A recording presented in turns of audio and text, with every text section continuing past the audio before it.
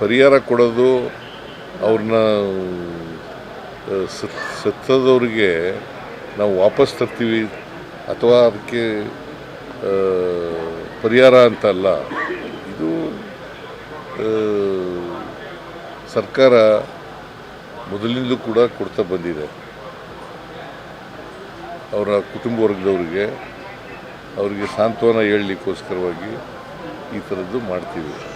ಹಾಗಂತೇಳಿ ಸಾವಿಗೆ ಸಮಾನ ಅಂತಲ್ಲ ಪರಿಹಾರ. ಈಗ ಬಿಜೆಪಿ ಅಂತಲ್ಲ ಸರ್, ಎಲ್ಲರೂ ಕೂಲಿ ಕಾರ್ಮಿಕರು ಮತ್ತೆ ಮನೆಗೆ ಇಂಜಿನಿಯರಿಂಗ್ ವಿದ್ಯಾರ್ಥಿಗಳಿದ್ರು, ಹಾಗಾಗಿ ಸರ್ಕಾರ ಏನಾದ್ರನ್ನ ಪರಿಗಣಿಸುತ್ತಾ ಅಂತ. ಬಿಜೆಪಿ ಬೇಡ ಸರ್, ಬಿಜೆಪಿ ವಿಚಾರ ಅಲ್ಲ, ಕೂಲಿ ಕಾರ್ಮಿಕರಿದ್ರು ವಿದ್ಯಾರ್ಥಿಗಳಿದ್ರು ಅಂತ ಜಾಸ್ತಿ ಮಾಡ್ತಾರೆ ಸರ್ಕಾರ ಅಂತ. ಈಗ ಸರ್ಕಾರ ಆಕ್ಸಿಡೆಂಟ್ ಆದವ್ರಿಗೆ 5 ಲಕ್ಷಗಳನ್ನ ಕೊಡ್ತೀವಿ, ಗೊತ್ತಾಯ್ತಾ? ಸತ್ತದವ್ರಿಗೆ, ಆಕಸ್ಮಿಕವಾಗಿ ಸತ್ತದವ್ರಿಗೆ 2 ಲಕ್ಷ ಕೊಡ್ತೀವಿ. ಇವ್ರಿಗೂ ಕೂಡ 5 ಲಕ್ಷ ರೂಪಾಯಿ ಅನೌನ್ಸ್ ಮಾಡ್ತೀವಿ. ಸ್ಪೆಷಲ್ ಕೇಸ್ ಅಂತ ಕನ್ಸಿಡರ್ ಮಾಡಬಹುದು ಅಂತ ಸರ್. ಯಾಕಂದ್ರೆ ಕೂಲಿ ಕಾರ್ಮಿಕರು ವಿದ್ಯಾರ್ಥಿಗಳ ಹೆಚ್ಚಿನ ಸಂಖ್ಯೆಯಲ್ಲಿ ಇದ್ದಾರೆ ಅಂತ ಹೇಳಿ ಸರ್. ಮತ್ತೆ ಆರ್ಥಿಕವಾಗಿ ಹಿಂದುಳಿದ ಮಕ್ಕಳುಗಳೇ ಜಾಸ್ತಿ ಇದ್ದಾರೆ ಅಂತ.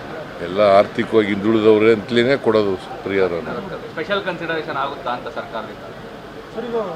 ಈಗ ಒಬ್ರು ಕೊಡೋಕೆ ಬರಲ್ಲ. ಇದು it's not A question of ಒಬ್ಬರಿಗೆ ಕೊಡೋದು ಇನ್ನೊಬ್ಬರಿಗೆ ಕೊಡದೇ ಇರೋಕ್ಕಂಗ.